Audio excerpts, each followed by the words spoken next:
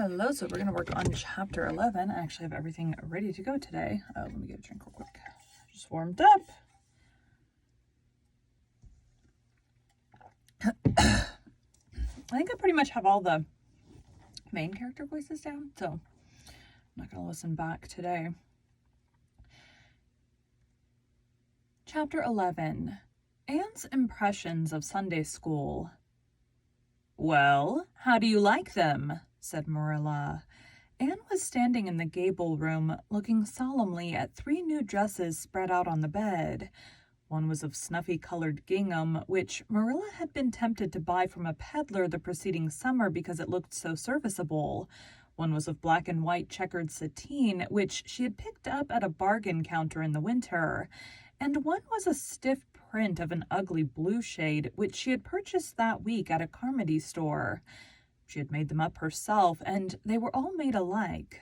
Plain skirts, fully tied, made alike.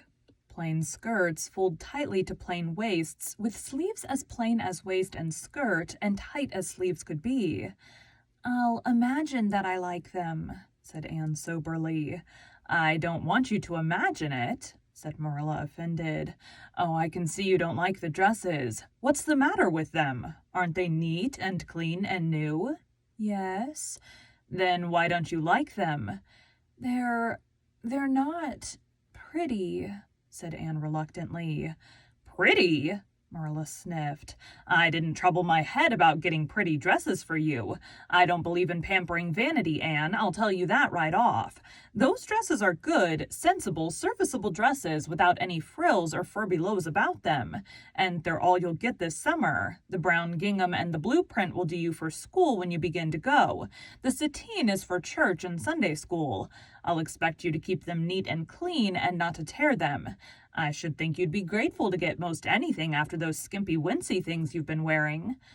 "Oh, I am grateful," protested Anne, "but I'd be ever so much gratefuler if you'd made just one of them with puffed sleeves. Puffed sleeves are so fashionable now. It would give me such a thrill, Marilla, just to wear a dress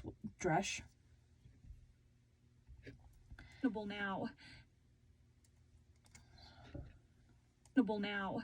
It would give me such a thrill, Marilla, just to wear a dress with puffed sleeves." "Well, you'll have to do without your thrill. I hadn't any material to waste on puffed sleeves. I think they're ridiculous-looking things anyhow. I prefer the plain, sensible ones." "But I'd rather look ridiculous when everybody else does than plain and sensible all by myself," persisted Anne mournfully. "Trust you for that. Well, hang those dresses carefully up in your closet and then sit down and learn for the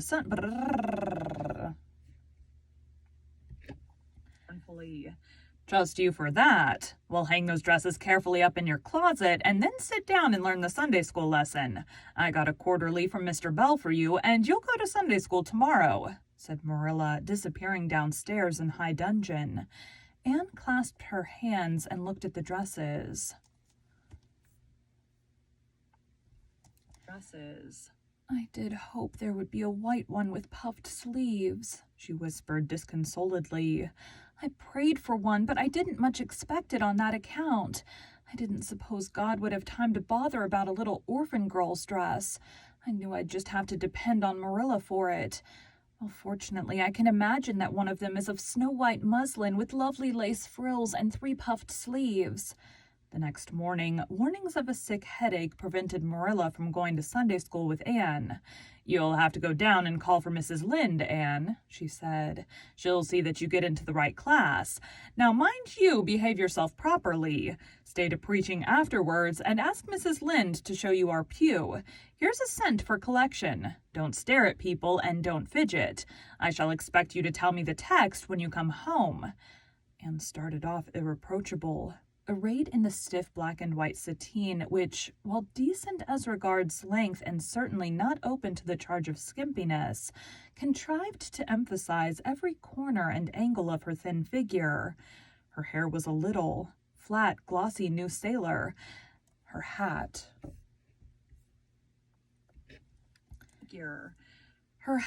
was a little, where am I?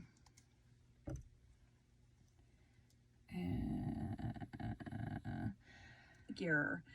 Her hat was a little, flat, glossy new sailor, the extreme plainness of which had likewise much disappointed Anne, who had permitted herself secret visions of ribbon and flowers.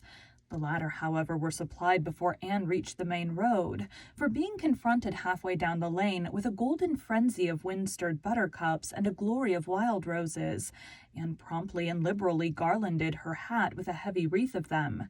Whatever other people might have thought of the result, it satisfied Anne, and she tripped gaily down the road, holding her ruddy head with its decoration of pink and yellow very proudly. When she had reached Mrs. Lynde's house, she found that lady gone. Nothing daunted, Anne proceeded onward to the church alone. In the porch, she found a crowd of little girls, all more or less gaily attired in whites and blues and pinks, and all staring with curious eyes at this stranger in their midst with her extraordinary head adornment. Avonlea little girls had already heard queer stories about Anne. Mrs. Lynde said she had an awful temper. Jerry Butte, the hired boy at Green Gables, said she talked all the time to herself, or to the trees and flowers like a crazy girl. They looked at her and whispered to each other behind their quarterlies.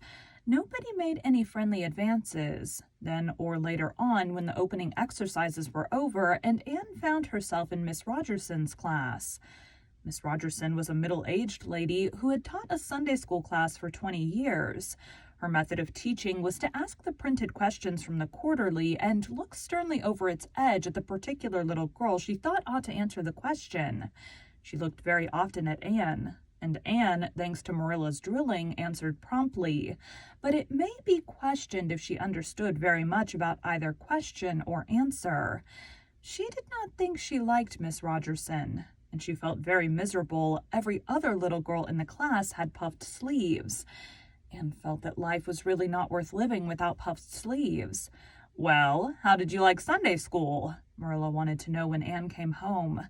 Her wreath having faded, Anne had discarded it in the lane, so Marilla was spared the knowledge of that for a time. "I didn't like it a bit. It was horrid."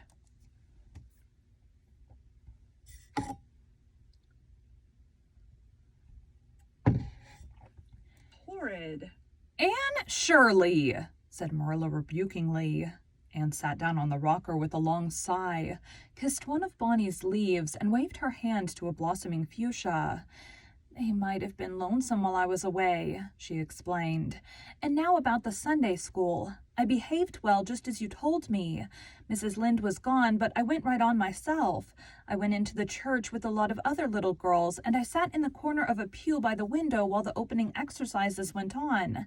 Mr. Bell made an awfully long prayer. I would have been dreadfully tired before he got through if I hadn't been sitting by that window. But it looked right out on the lake of shining waters, so I just gazed at that and imagined all sorts of splendid things." "You shouldn't have done anything of the sort. You should have listened to Mr. Bell." "But he wasn't talking to me," protested Anne. "He was talking to God, and he didn't seem to be very much interested in it either. I think he thought God was too far off, though. There was a long row of white birches hanging over the lake, and the sunshine fell down through them, way down deep into the water. Oh, Marilla, it was like a beautiful dream.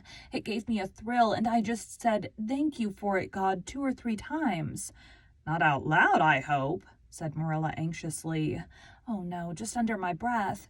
Well, Mr. Bell did get through at last, and they told me to go into the classroom with Miss Rogerson's class. There were 9 other girls in it. They all had puffed sleeves. I tried to imagine mine were puffed too, but I couldn't. Why couldn't I? It was as easy as could be to imagine they were puffed when I was alone in the East Gable, but it was awfully hard there among the others who had really truly puffs."